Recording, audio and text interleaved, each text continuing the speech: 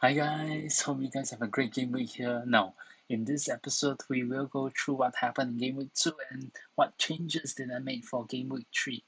Now, okay, for ideally, from what I think, as a good FPL manager, we should be scoring at least 25% points above the average score. So given game week 2's average score at 56, we should be delivering at least 70 points.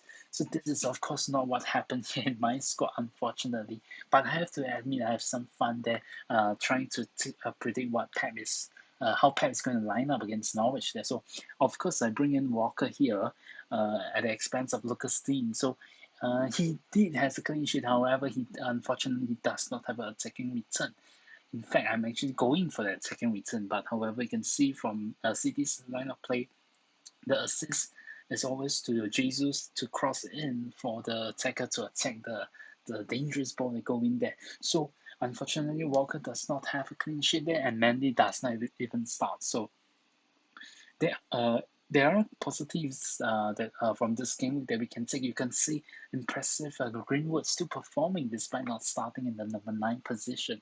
His value is going to keep rising because until the point where United has settled down with a starting lineup, he is still the start. He is definitely still one to consider for United starting in each and every game week moving forward here.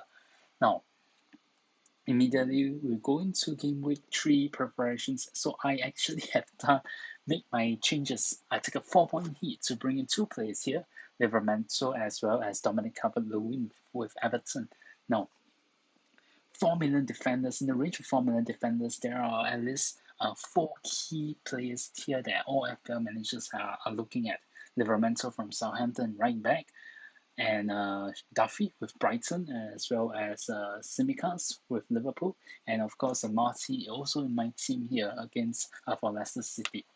Now, amongst the 4 million defenders, I would say that Livramento that has the greatest potential to settle down in the squad long term. Now, even Rob Hasenhüttl has already mentioned that let's not get too excited over this teenager here. So let's maybe calm down and let him do his what he does best. You can see there are attacking returns that are bound to happen. It's only a matter of against which opponent. So at 4 million, you can see how Simicas perform against Burnley. Impressive play down the left side. He definitely is a possible uh, long-term replacement for left back for Liverpool. There, you can see his gameplay is also similar to what Robertson has always done for Liverpool. Impressive play. Now, Livramento from Chelsea here, he actually perform really well against United there. So against a Newcastle team, despite being away, I do feel that if he starts, he might actually get an attacking return here. So it will be interesting to see if my both of my 4 million defenders can actually perform here. Now, there's a reason why I start Mendy ahead of Virgil van Dijk here.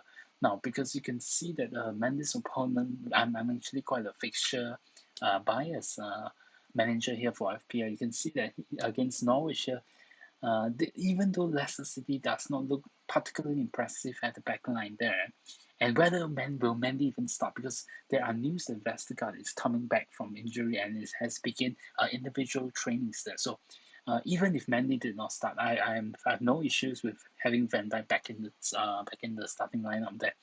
Now, Liverpool against the last two opponents have actually kept clean sheets, but particularly credit has to be given to Alisson, making last-minute saves on both occasions. So it is a little bit, it will definitely be interesting to see how Liverpool is going to show up their defense against a Chelsea side that's ever so attacking, ever so creative. So currently this is my starting lineup in defense there.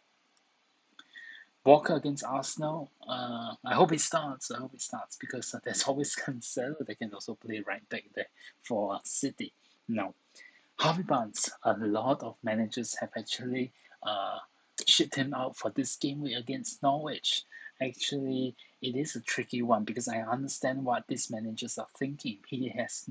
Um, he has in fact technically blanked for the first 2 game weeks. So against Norwich team, I won't put him out of the game. Yes, yet. You see, the next 8 opponents for Leicester City, only 2 of them has a difficulty fixture of at least 4 and above. So there are favourable fixtures upcoming for Leicester City.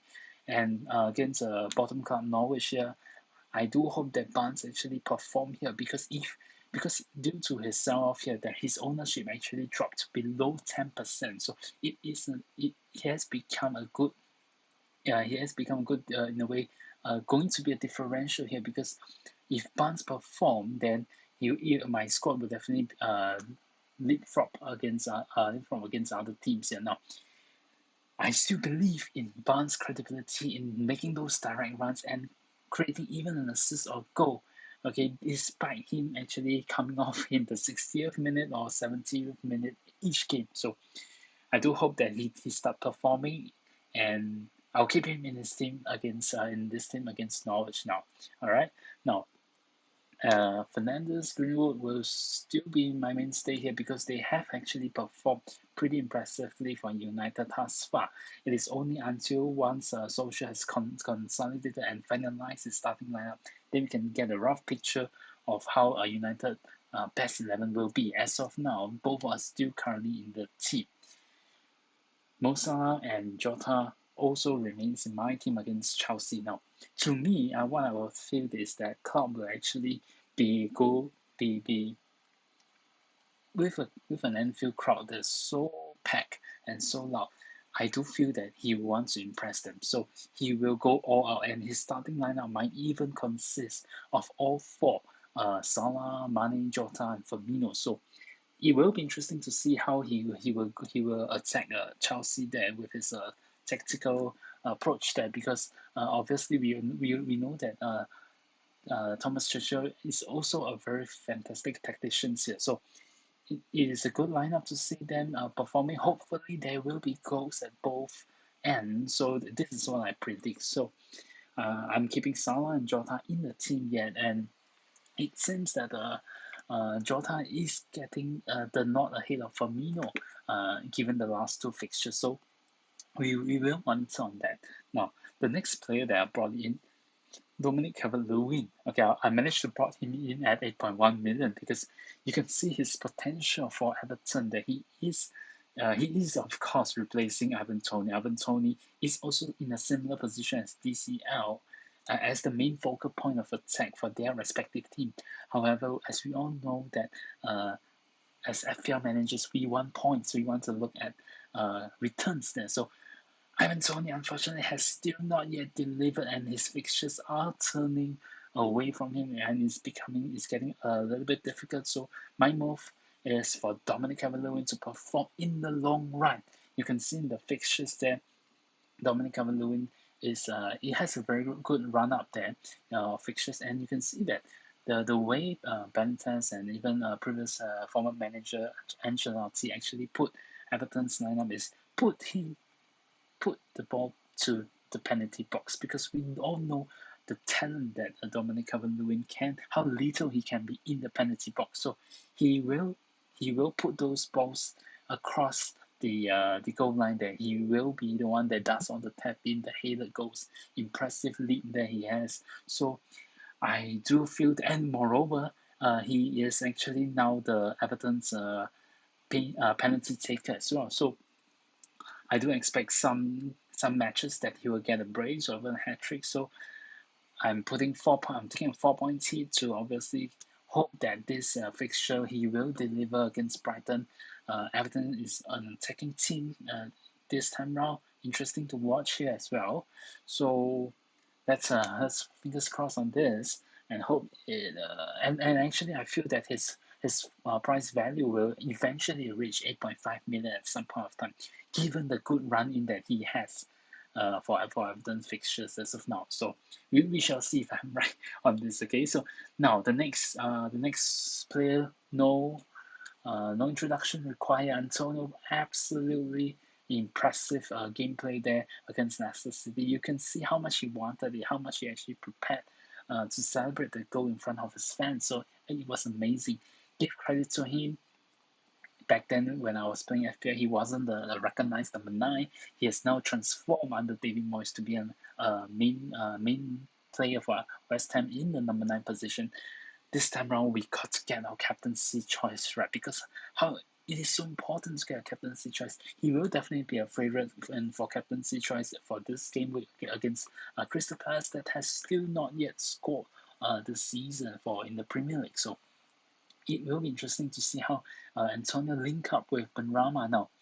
Benrahma at 6.2 million now. It is someone that I know everyone has put him into their team. He has a great game, correct, but there's just no one that I would sacrifice in my squad for Benrahma at this point of time. And you can see that West Ham pictures start changing after game week 5 onwards. So it will be interesting to see how West Ham will they manage to keep up the momentum that it has now and perform consistently. Now, it will be one to watch there, and we shall see on that. All right. So this is my current lineup. There are a lot of rumors of Ronaldo that's coming to Premier League level. So FPL managers have been busy all day round, and I believe we will all perform. So now, it is always getting the right 11 that I believe in and performing, and hope I got this right this time around. Hopefully, a 25% score above the average, and I'll take that really happily. Now, stay safe, guys, and hope you guys have a great game week 3, and I'll see you soon. Bye.